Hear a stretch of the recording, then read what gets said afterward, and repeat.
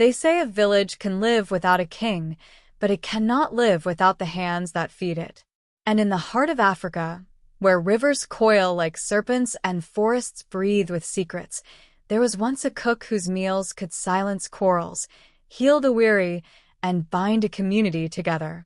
His stews were thick with flavor, his bread soft as clouds, and his soups warmed the soul like fire on a cold night. People whispered that his food was not of this world, yet none dared to question it until the truth clawed its way out. What happens when the very hands that serve you belong not to the living, but to the dead? What price do you pay when you dine at the table of a ghost? At first, the villagers only knew him as a humble man, quiet and watchful, always stirring his pots while laughter swirled around the flames. He appeared in the market, bought his spices, fetched his water, and returned to his hut as any ordinary man would. But if you looked too long into his eyes, you might notice something empty. If you stood too close, you might feel a coldness that no fire could chase away. They ignored the signs. Hunger has a way of silencing fear. But as the seasons turned, as the rains came and the dry winds followed, one thing became clear. The cook was never seen at dawn, nor at midnight, yet somehow meals appeared ready at both hours. Children swore they saw him walk through walls. Elders whispered that his shadow did not follow the sun. Still, the people ate, and still the people lived. But a day was coming when the truth would no longer hide in the smoke of his kitchen. And when it came, it did not come quietly. It came with screams, with shadows, with the taste of death lingering on every tongue. This is the story of the cook no one knew was a ghost, until it was far, far too late. In the heart of the old lands, where the soil was dark and rich, and the drums of night carried across the hills, there stood a village known for its gatherings. Its people believed that a hearth was sacred, that a shared meal bound souls more tightly than blood. The hunters brought meat from the forests, the women pounded yam and ground millet, and the elders told stories that hung in the air like smoke. But above all, they prized the hand that cooked the meal. For in Africa, they say, the cook is not merely a servant of hunger, but a guardian of life itself. A good cook could bless a home with peace. A bad cook could poison not only the body, but the spirit. That was why, when a stranger arrived in the village, a man with quiet steps, bowed shoulders, and eyes that seemed to search the ground more than the sky, no one imagined he would become the very heart of their gatherings. He was known simply as Okele, a name that meant the swallow, for his meals went down smooth, filling the stomach without heaviness. Okele never spoke much of where he came from. He only said that he had traveled far, that the roads had been long, and that all he wished for was a place to light his fire. The elders, seeing the calm in his face, allowed him to stay. And from the first pot he stirred, the village knew he was different. His cooking was unlike anything they had tasted before. Soups brewed with herbs that seemed to whisper secrets, stews that clung to the tongue long after the last swallow, bread that smelled as though the ancestors themselves had breathed into the dough. Children crowded around his hut, waiting for scraps, while men argued in the market just to be chosen as helpers in his kitchen. Okele's hut soon became a place of gathering. Travelers stopped there before entering the village, certain they would find warmth. Widows and orphans, who once ate in silence, found their voices again around his pots. And yet, with every smile, with every word of gratitude, there lingered an unease. For no one ever saw him fetch firewood, though his fire never died. No one ever saw him fetch water, yet his pots never emptied. Some said he was simply blessed. Others said he had been touched by the spirits of the ancestors, chosen to feed the living. But the old women who watched with sharper eyes muttered among themselves. They whispered that his shadow was thin, as though the sun had no grip on him. They warned that food cooked without sweat and firewood must have been stirred by stranger hands. The warnings went unheard. For who would turn away food when hunger gnawed, when famine pressed against the belly, when war drums threatened in the distance. The people ate, and the people praised, and in their joy they silenced their fear. Seasons passed, and Okele became not just a cook but a figure of comfort. Festivals could not begin until he lit his fire. Marriages were not sealed until he stirred his soup. Even the burial of the dead was followed by his meals, as though his food carried the power to guide souls into rest. He was in every ceremony, every gathering, every secret night where elders met to whisper about the future. And yet, the mystery grew. His hut never grew old. The clay walls never cracked. The smoke that rose from his roof carried no smell of wood, only a strange sweetness that clung to the nostrils. And sometimes, when a child dared to peek inside at night, they claimed they saw him not stirring with a spoon, but with his bare hands, plunging them into boiling pots without pain. The children were beaten for lying, and the matter was forgotten. But the earth does not forget, and neither do the dead. What no one knew, what no one wanted to know, was that the food they swallowed so eagerly was not made by the living. That each meal bound them closer to a secret that could not remain buried forever. The cook was watching them, not as a man seeking belonging, but as something else, something older, hungrier, and far colder than they could ever imagine. The first signs came quietly, as they often do. A goat wandered into Okele's yard one evening, drawn by the smell of roasted yam. In the morning it was gone. Its owner searched, calling through the village, but no one saw where the goat had gone. When they asked Okele, he smiled softly and said the animal had wandered off toward the forest. Yet when the next feast came, the stew he served was thick, and the meat within it so tender, so rich, that people forgot their questions and licked their fingers in silence. Another time, a young girl swore she saw Okele carrying a basket of fresh fish into his hut, yet the river had not been fished in weeks, for the waters were swollen and dangerous. Her mother slapped her cheek for telling lies. "Do not spread words against the man who feeds us," she warned. But in the stillness of night, the girl lay awake, certain of what she had seen. Fish still wet, scales dripping, as though taken from a place no living fisherman could reach. And so the whispers began. Small at first, carried like dry leaves on the wind. Some said he had a pact with the river spirits, that they gave him fish in exchange for prayers. Others claimed he was no man at all, but a vessel through which the ancestors cooked. But the oldest among them shook their heads. "There is something that walks with him," one elder muttered, "something that does not walk with the living." Still, the people ate. Hunger is a blindfold tighter than any cloth. And Okele's meals were more than food. They were comfort. They were ritual. They were a promise that life could remain sweet in a world where so much had turned bitter. But the dead, they say, always find a way to remind the living of their presence. One season, when the rains fell late and the earth cracked beneath the sun, Okele's pot never seemed to empty. Families who had gone hungry for days would find themselves fed with soups so rich it seemed impossible. "Surely he is blessed," the villagers said. Yet some wondered, from where did the food come, when the farms lay barren, when the hunters returned empty-handed, when the river itself seemed to shrink? A boy, daring and foolish, decided he would uncover the truth. He crept to Okele's hut one night, hiding in the tall grass. The air was silent except for the bubbling of the cook's pot. And then he saw it. Okele's figure, tall and shadowed, standing over the fire with no flame beneath it. The pot boiled without wood, without heat, steam rising in ghostly clouds. The boy gasped, and in that instant, Okele turned his head. His face was pale in the moonlight, his eyes two dark hollows, empty, endless. The boy fled, tripping over roots, his heart slamming like drums.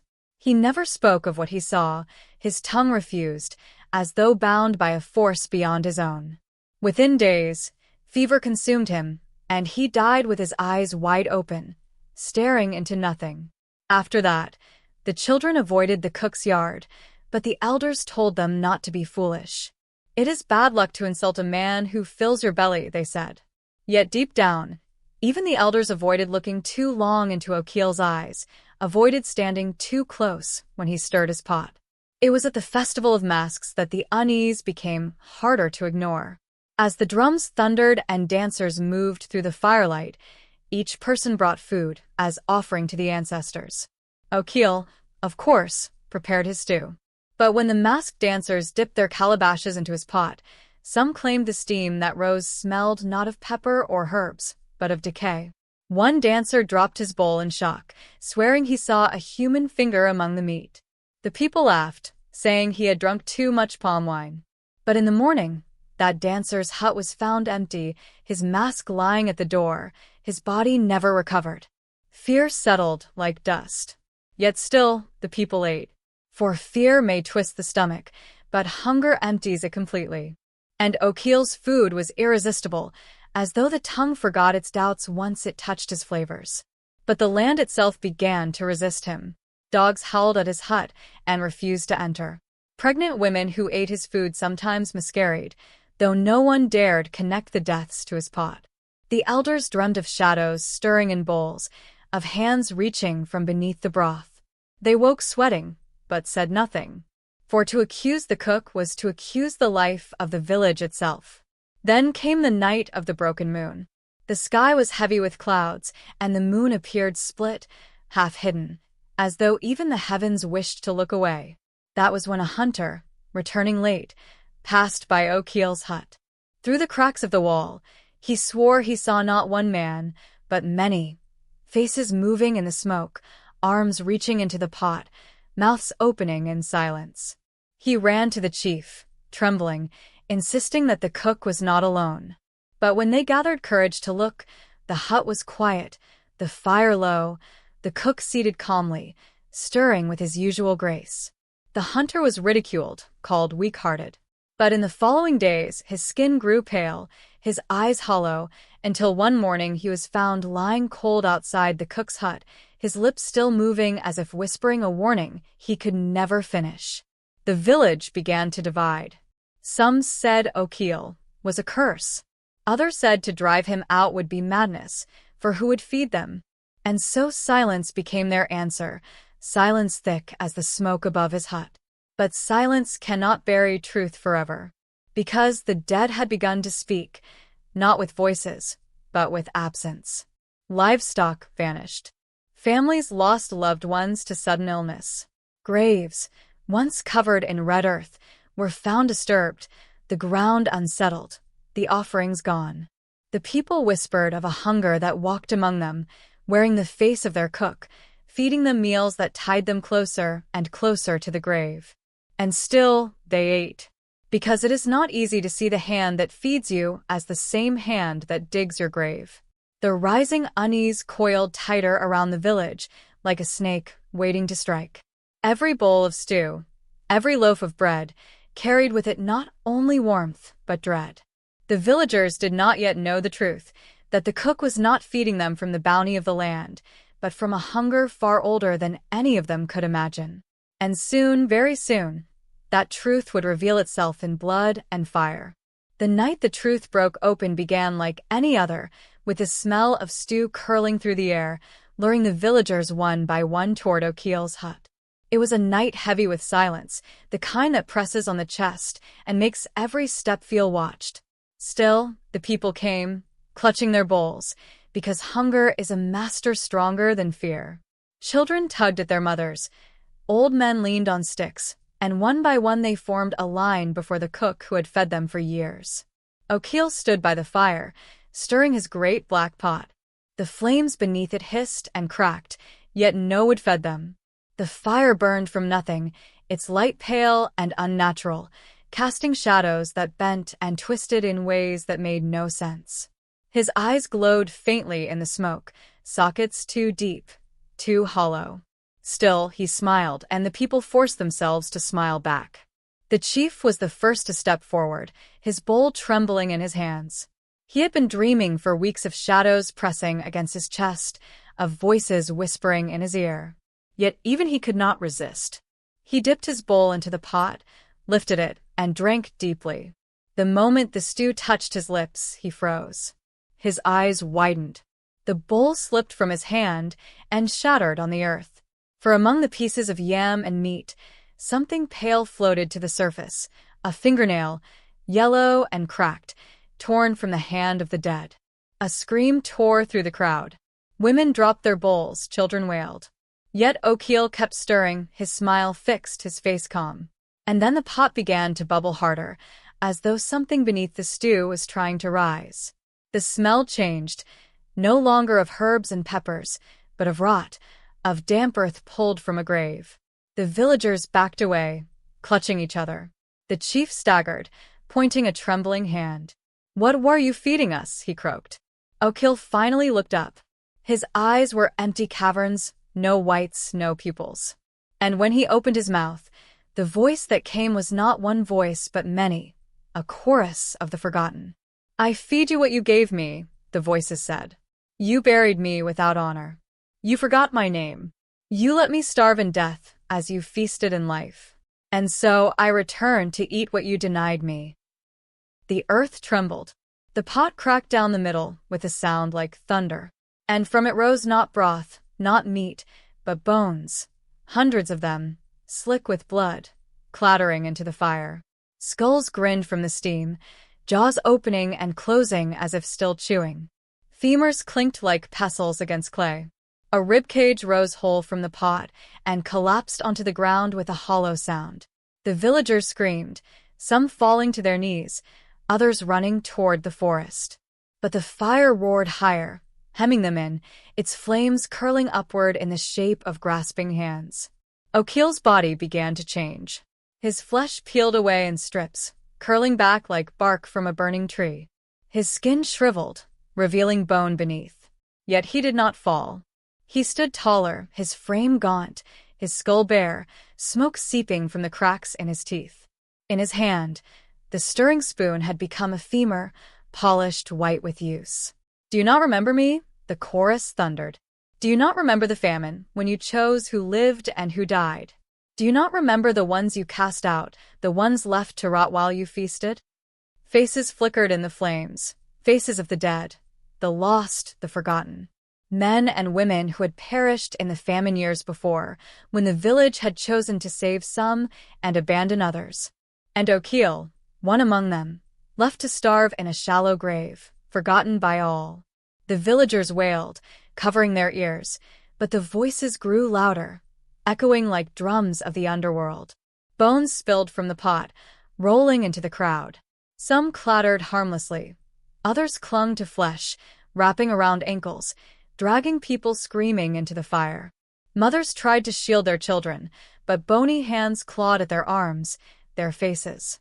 Every scream was swallowed by the crackling of the flames, every cry drowned by the grinding of teeth that had no flesh. The chief, trembling, fell to his knees before the skeletal cook. "Forgive us," he begged, tears streaming down his face. "We were afraid. We did not know." The skull turned toward him, its empty sockets glowing with faint, unholy fire. "Fear is no excuse for forgetting," it hissed. "Fear is no excuse for hunger that devours its own." With that, the skeleton lunged. Its bony hands wrapped around the chief's throat, lifting him high into the air. His legs kicked, his mouth gasped, but no sound came. The crowd watched, frozen, as the chief's eyes rolled back and his body went limp. The skeleton dropped him into the pot, and though no flesh should have remained, the sound of boiling filled the night. The people broke then, running in every direction, some into the forest, some into the river, anywhere the fire did not touch. But the flames spread, chasing them, herding them like cattle. The air was thick with smoke and screams, the sky lit red with fire that had no source but the anger of the forgotten. And at the center stood Okele, or what had once been Okele, stirring his pot of bones, his hollow laughter echoing through the night. No one escaped untouched. Some were dragged down by the dead, some swallowed by fire, some cursed to wander forever, hungry and hollow. And those who lived carried the memory, etched into their minds like scars they could not hide. For they had eaten from the hands of a ghost, and the taste of death would never leave their tongues. When dawn finally broke, it did not bring peace. The sun rose pale, as if ashamed to look upon what remained of the village. Smoke curled from blackened huts, the air heavy with the stench of ashes and something fouler, something that clung to the skin no matter how many times the river washed it away. The once lively village was silent, its songs of pestle and drum replaced by the hollow echo of absence. Those who survived crawled from hiding places, behind trees, beneath overturned baskets, from the deep reeds near the river. Their faces were gray with ash and grief, their eyes wide with the memory of what they had seen. They gathered in the square, the ground beneath their feet still scorched, the earth cracked where the cook's fire had raged. But Okele was gone. His hut stood empty, its walls blackened, the pot split and cold. No body remained, no bones, no trace of the ghost who had walked among them. Only the faint smell of rot lingered, drifting with the breeze, a cruel reminder that the dead do not depart easily. The chief's stool lay toppled in the dust, the symbol of leadership charred beyond recognition. The people avoided looking at it, for to see it was to remember his screams, the moment his life was swallowed into the pot. Without a chief, without order, the village trembled.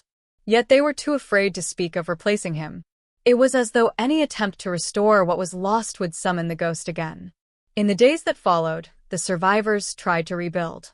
They repaired their huts, replanted their fields, fetched water from the river. But the land itself seemed wounded. The soil, once rich and red, turned dry, refusing the seeds. The river, once full of fish, ran sluggish, its waters cloudy, its banks littered with dead reeds. Even the baobab trees seemed to lean away, their shadows long and accusing. Children cried through the nights, waking from dreams of hollow eyes watching them from the corners of their huts.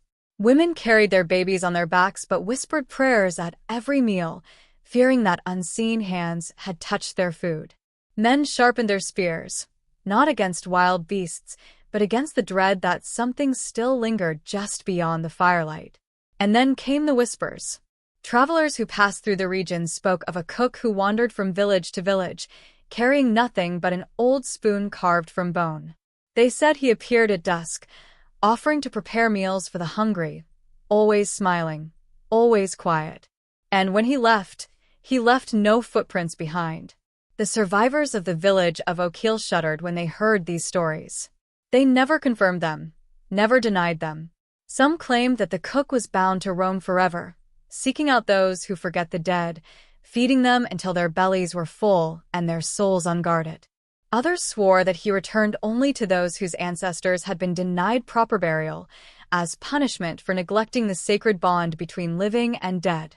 The elders gathered at last, sitting beneath the scorched remains of the meeting tree. Their voices cracked with age and sorrow, but together they agreed on one truth. This had been no accident, no trick of shadows. It was the ancestors' warning, sharp and unforgettable.